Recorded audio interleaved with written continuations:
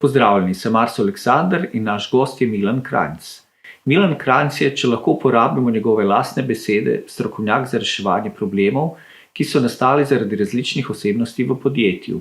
Je mednarodno priznan svetovalec za krizno vodenje, doktoriral je iz psihologije vodenja in dela kot predavatelj, psihoterapevt in krizni menedžer. Je avtor mnogih knjig iz področja vodenja in njegove knjige so prevedene v 11 tujih jezikov.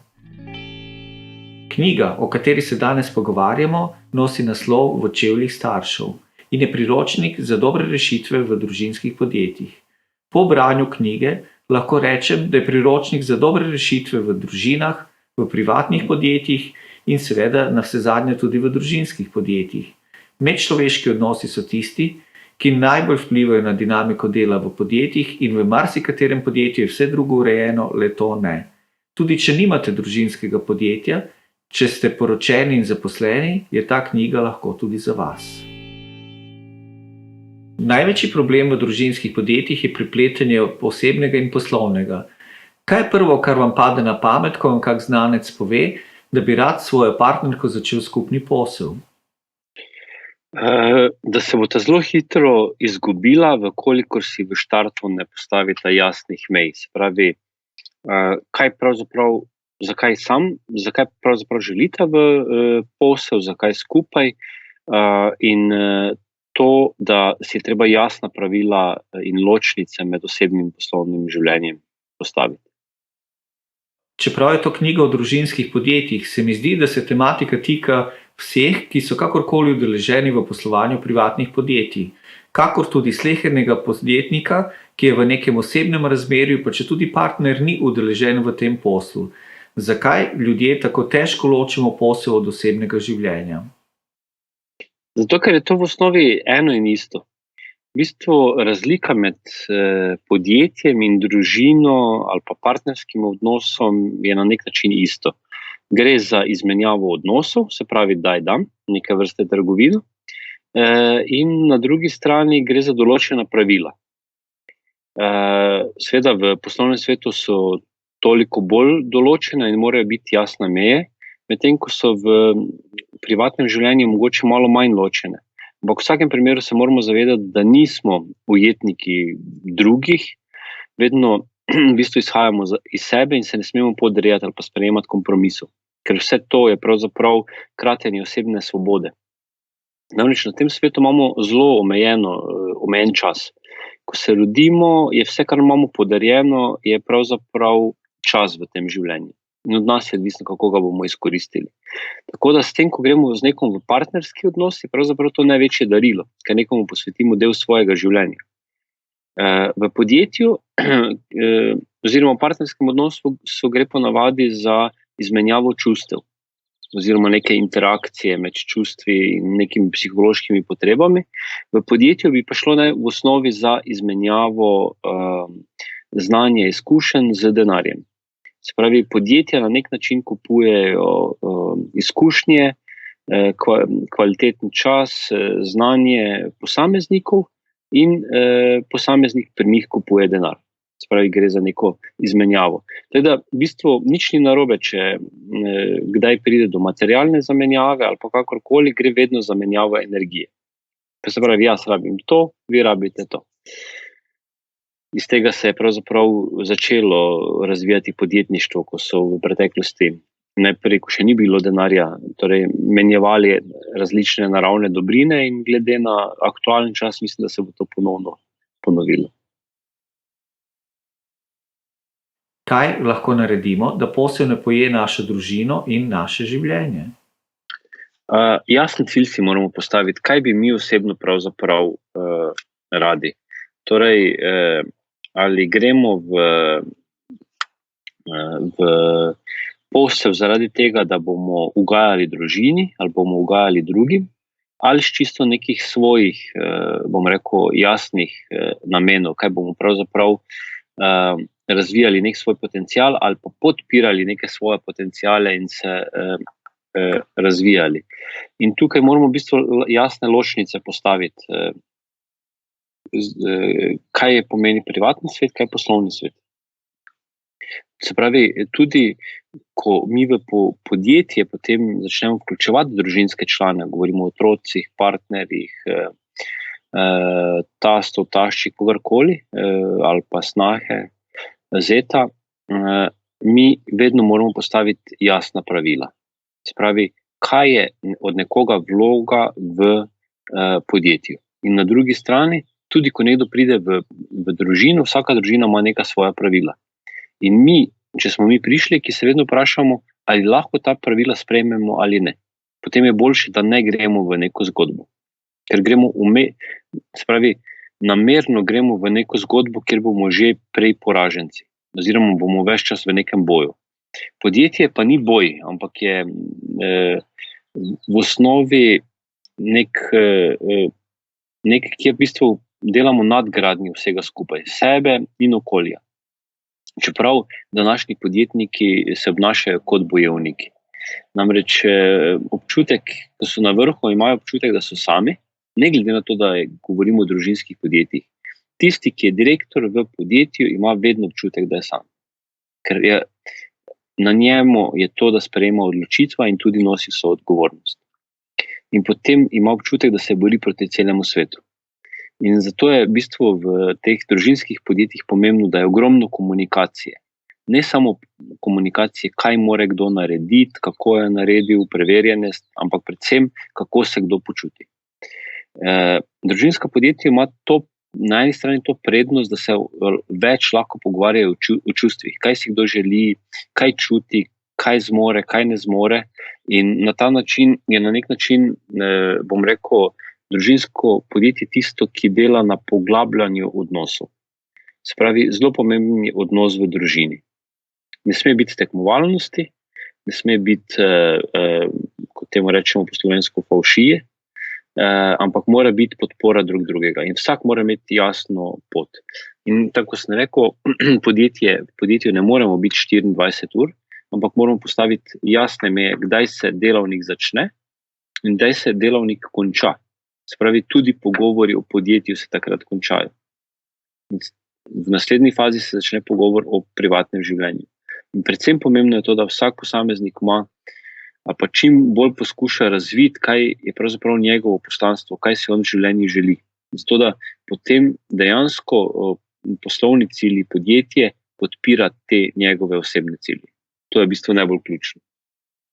Ali je kakšna bistvena razlika glede problematike pri družinskih podjetjih, ki ima veliko zaposlenih, in med majhnim družinskim podjetjem, kjer sta pletena le zakonca? V bistvu v osnovi ni, je družinsko podjetje, vendar pri večjih podjetjih pomeni, da so nekateri procesi bolj razdeljeni, večja obremenitev je iz stališča odgovornosti, vse na nek način krat nekaj. Res pa je, da v večjih podjetjih velikokrat je več družinskih podjetij, družinskih članov, tudi raznih tet, stricov, bratrancev, razne zelo široko družino vklapljamo not in takrat je šele toliko bolj pomembno, da so ta pravila jasna. In ne smemo delati razlike v družinskih podjetjih, med zaposlenimi ostalimi in tisti, ki so družinski člani. Namreč v podjetju smo vsi isti. In največjo napako, ki jo delamo tukaj v Sloveniji, je to, da Slovenci mislimo, da smo lastniki podjetja. Ampak niti en Slovenec ni lastnik podjetja. Mi smo v osnovi lastniki kapitala, ki ga vložimo v podjetje in ga potem razvijamo. Se pravi, država nam je dala možnost, da mi svoje ideje, načrte razvijamo preko nekih pravnih oseb, kajti to se na koncu vidi, ko gre v podjetju kaj narobe, država prevzame vodenje tega.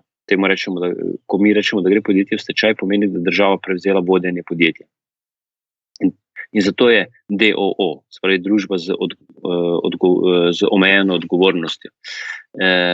In to je pravzaprav zelo pomembno, da se tega v bistvu direktorji ali pa tisti, ki mislijo, da so lastniki, tega tudi zavedajo. Da ne morejo kar s podjetjem delati karkoli hočejo.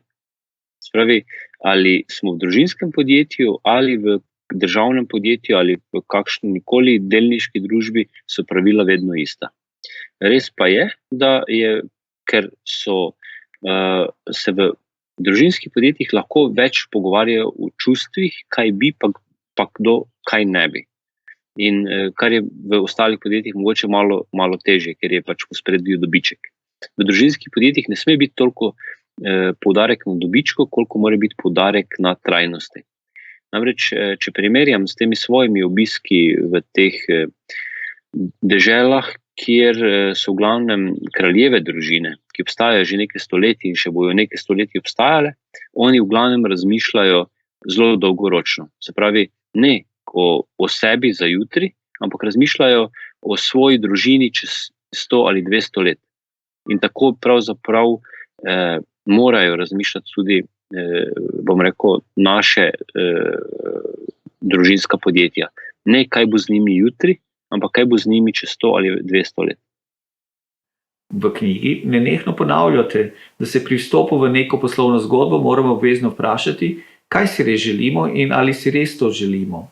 Zveni enostavno, a kolikor vem, so to vprašanja, na katere lahko le malo kdo iskreno odgovori, ker nikoli res ne vemo, ali je pot, ki smo izbrali, prava pot, celo niti ne, ali je boljša od drugih poti. Ja, pravzaprav tukaj se mogoče malo vrnil v teorijo, v sam začetek, ko se sploh naše življenje začne. Namreč, oziroma tako je, naše življenje se ne začne, ko se mi rodimo, ampak se začne veliko, veliko prej. Zaradi tega, ker mi veliko lastnosti in tisti pravi jaz prenesemo preko DNK-ja od svojih prednikov. In mi s tem zapisom, našim potencialom, ki ga potem lahko razvijamo skozi življenje, se rodimo. Ob rojstvu pa nimamo navodil, kako z njimi živeti.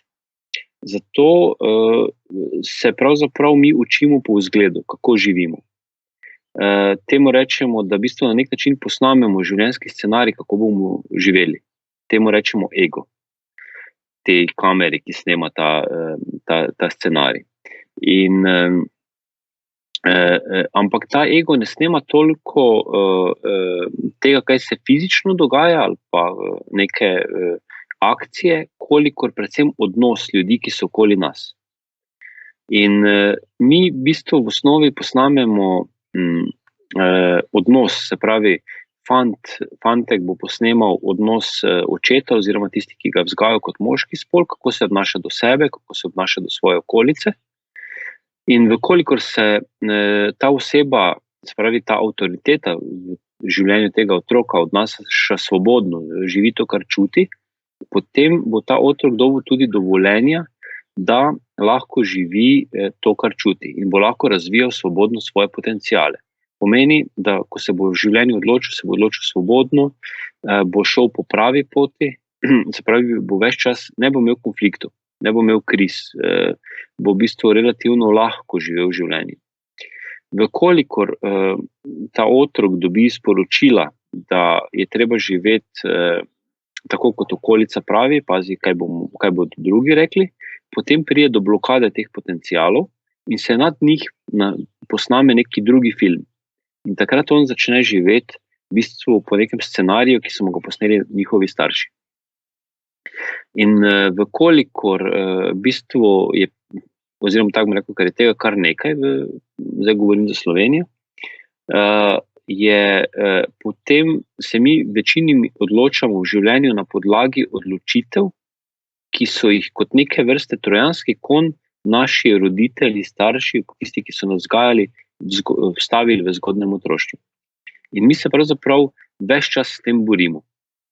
In zato je pomembno, da začnemo ozaveščati te stvari, kaj je našega v nas. To najbolje zvemo na ta način, da opazujemo okolico. Tisto, kar nam je všeč, pomeni, da je neke vrste naše pozitivno sporočilo, da to pozitivno znašamo, to, kar pa nam ni všeč v okolici, pa kar na nek način kritiziramo, je pa tista naša slabost. In možgani sami po sebi delujejo na ta način, da ko mi začnemo neke stvari razmišljati, bojo možgani sami pripeljali do neke rešitve. Zato je pa pomembno, da ko mi zaznamo, pa ko se začnemo zavedati, da nekaj ni ok pri nas, da začnemo sami sebe raziskovati. Odkot pravzaprav to prihaja. Kako se lahko upremo staršem, ki nočejo predati posel v roke svojih otrok? Ne moremo se. Namreč, dokler so oni fizično lastniki določenega podjetja oziroma pravne osebe, potem tega ne moremo storiti. Nimamo pravnega vzvoda. Vkolikor so nam pa že predali stvari, potem pa jih lahko čisto, bom rekel, pravno formalno, če pogledamo preko čustev, odstranimo iz podjetja in enostavno prepovemo vstop v podjetje. Seveda, ker pa starši to zelo dolgo ponavadi držijo pri sebi, predvsem zaradi tega, ker sebi ne zaupajo, sebi ne zaupajo, kar pomeni, da so slabo vzgojili svoje otroke, ne zaupajo svojim otrokom, potem v takih stvarih priporočam, da poskušajo posamezniki oziroma otroci najti tisto najboljše, kar je za njih v podjetju, si narediti svoje cilje, kaj to, kar imajo na voljo, jim lahko podpira njihov osebni cilj. Vkolikor pa to težko najdejo ali pa da je prevelik pritisk, potem pa jim svetujem, da izkoristijo neke vrste poligon, se naučijo tu, kar se lahko in grejo neko svojo podjetniško pot, kako mogoče se čutijo, da ne morejo biti vodilne osebe in grejo mogoče kam drugam službo. V knjigi ste podali nekaj življenjskih primerov iz vaše prakse kriznega menedžmenta, ki ste jih uspešno rešili. Kaj pravzaprav naredite s tistimi, ker so odnosi že preveč načeti in ni poti nazaj? Ko ni poti več nazaj, je pač odvisno od posameznika. Ali se je pravzaprav pripravljen, bom rekel, spremeniti, začeti delati na sebi, potem vedno obstaja rešitev. Vkolikor pa ni pripravljen stvari reševati, potem pa se enostavno stvari prepustijo življenju. In ga življenje na nek način je tista, ki ga ustavi. Namreč velikokrat se zgodi, da pade podjetje v neke krize in potem v bistvu začne ta podjetnik ali pa, bom rekel, tisti, ki drži vse skupaj v roko, kriviti druge. V osnovi je pa kriv sam. Ne glede na to, da če smo zdaj v neki, bom rekel, kolektivni krizi zaradi zdravstvenih, ki bojo kasneje pripeljale do gospodarske krize in tako dalje, smo v vsakem primeru mi odgovorni, kako bomo v tem trenutku stvari zapeljali. In se pravi, še vedno na nas. In zdaj ta čas, ko se vedno mi vprašamo, kaj lahko naredimo maksimalno najprej na sebi, da bomo mi sebe in družino zavarovali, šele potem vse ostalo. Vkoliko ljudje vztrajajo in grejo skozi glavo skozi zid, največkrat se to zgodi, ko smo v kakšni verigi in potem podjetje fizično padajo. Se pravi, mi smo nekaj kupili, prodali naprej in potem nam ne plačajo, mi ne moremo plačati naprej in takrat pride do blokade. In mi moramo to v takem trenutku v bistvu razumeti, da gre za verigo. Ne, da izsiljujemo nekoga, ki je zadaj, in tudi moramo nekoga, ki je pred nami, to tudi jasno sporočiti. In vkolikor smo trmasti, pa stvari ne popustimo, začnemo izgubljati čas. Mi enostavno ene stvari moramo spustiti, da grejo od nas. Očitno pač je v tem trenutku lahko rečemo, da nam niso več namenjene, ali pa je treba se v vsaki fazi prilagoditi. In tu je predvsem pomembna ta osebna stabilnost. Vkolikor se posameznik ni pripravljen osebno začeti spreminjati, sprejemati neke druge odločitve, kot jih je sprejemal do zdaj, potem enostavno, bom rekel, zakon narave poskrbi za vsakega posameznika. Ugotovili ste, da je največja težava v podjetju direktor. Ali je taka oseba sploh pripravljena se soočiti sama s seboj in kako naj se tak direktor loti tega problema? Verjetno to ni nekaj, s čim bi se lahko sam spopadel. V bistvu je tako, če izhajam iz teh vzorcev, najprej pri prijateljih, ponavadi prijatelju lahko pomagamo, tudi če ima isto napako kot mi. Sami pa ostanemo brez pravih nasvetov ali pa se vrtimo v krogu. To je isto, kot da smo v neki jami, vidim nekdo, ki je zunaj, bo videl rešitev, mi je ne vidim. In direktori, ki so ves čas pod nekim pritiskom, ves čas rešujejo stvari, na nek način ne vidijo napak ali pa stvari, ki jih povzročajo. So pa, tako bom rekel, v zadnjih letih so pa direktorji vedno na višjem moralnem in kulturnem nivoju vodenja in se zavedajo, da je velika verjetnost, da sami ne znajo ali pa so naredili preveč napak v preteklosti in se zaradi tega določene stvari dogajajo. In taki ljudje oziroma direktorji velikokrat poiščejo sami pot, iščejo rešitev, kaj je pri njih narobe. Tisti, ki pokličejo zaradi tega, da je treba v njihovem podjetju nekaj spremeniti, potem, zdaj, če govorim z osebnih izkušenj, in ne v štartu povem, da so oni krivi. To napako sem delal v preteklosti. Ampak jim poskušam narediti analizo in prikazati pot, odkot izhaja aktualna kriza. Spravi ga pripraviti na to, da mu pokažem, da je on odgovoren. In šele v naslednji fazi se vidi, koliko je pravzaprav pripravljen odpreti oči in delati na sebi. Predvsem pa to, kar direktorjem priporočam, da so v operativo vključeni največ 50%. Vse, kar je več kot to, zgubijo fokus in zgubijo širino.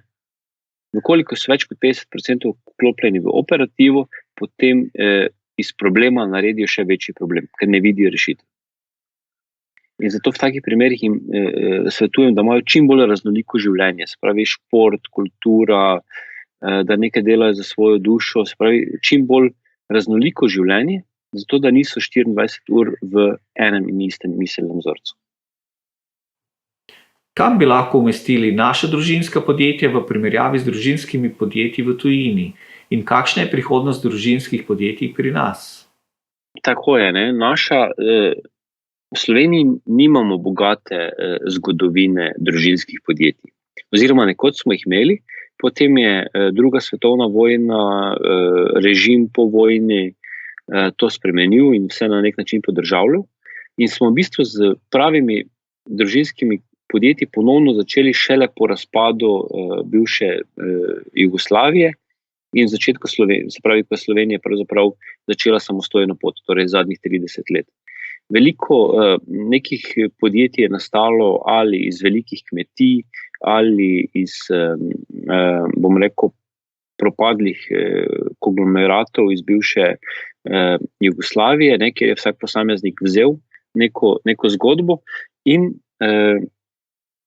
je v bistvu zdaj šele neka druga generacija prevzema te družinska podjetja.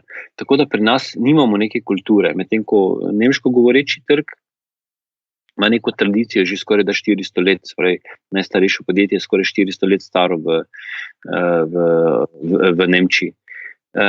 In zato v bistvu mi moramo na tem nivoju delati veliko, ne. Predvsem mora pa tudi država sama pristopiti k temu. Namreč v Sloveniji je 70% delovno aktivnega prebivalstva zaposlenega v družinskih podjetjih.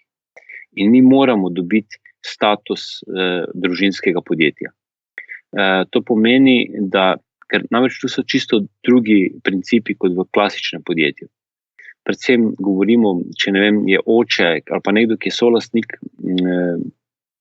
podjetja, naredil neko napako osebno in ne more zaradi tega njegovo podjetje nositi vso breme in vsi njegovi nasledniki. Ne. Govorimo o nekem stečaju ali pa karkoli.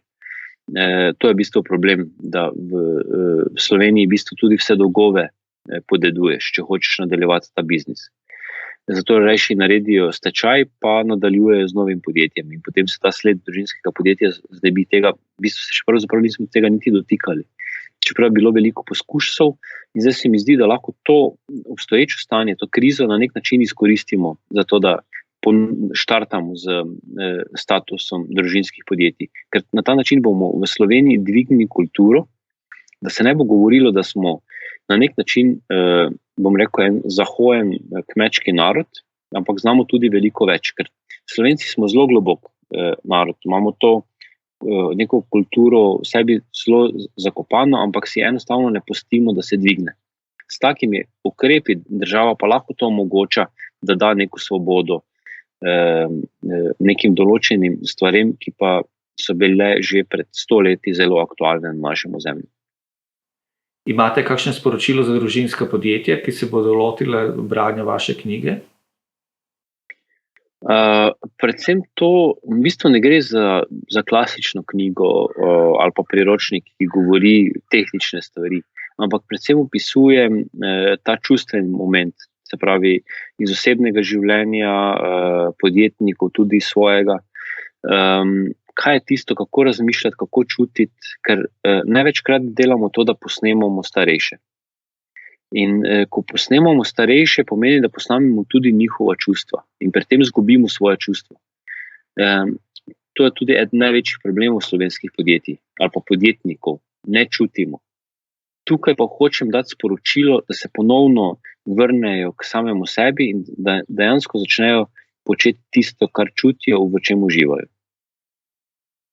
Dr. Milan Kranjc, to je bilo vse. Hvala za vaš pogovor.